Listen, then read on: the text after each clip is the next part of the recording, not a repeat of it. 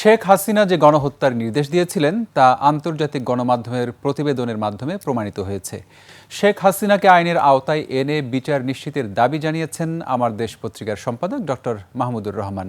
২৪-এর যোদ্ধাদের রাজনৈতিকভাবে বিভক্ত না করারও আহ্বান জানান তিনি। মানিক শিকদারের রিপোর্ট। চীন-মৈত্রী সম্মেলন কেন্দ্রে জুলাই বিপ্লবে শহীদ পরিবারের সদস্য ও আহতদের সাথে মতবিনিময় সভার আয়োজন করে ঢাকা মহানগরীর উত্তর জামায়াতে ইসলামী। আলোচনায় শহীদ পরিবারের সদস্যরা তুলে ধরেন ২৪ জুলাই আগস্টের বিভীষিকাময় দিনগুলোর কথা।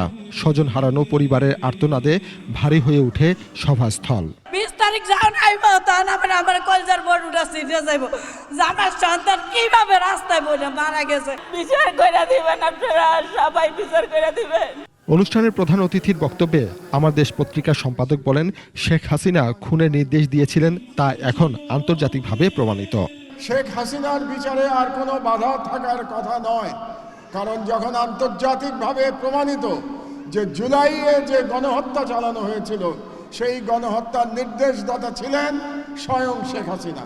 জুলাই বিপ্লবের শহীদদের আত্মত্যাগ জাতি কোনোদিন ভুলবে না উল্লেখ করে সকল রাজনৈতিক দলগুলোর প্রতি আহ্বান জানান জুলাই যোদ্ধাদের যেন রাজনৈতিকভাবে আলাদা করা না হয়।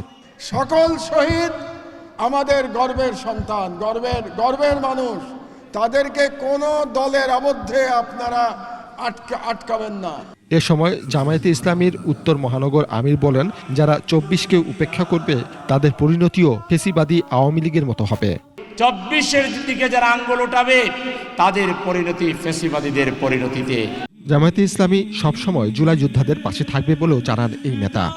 সকল শহীদ পরিবারের কাছে এই ৫ই আগস্টের মধ্যে মানিক শিকদার, ২১ টেলিভিশন, ঢাকা।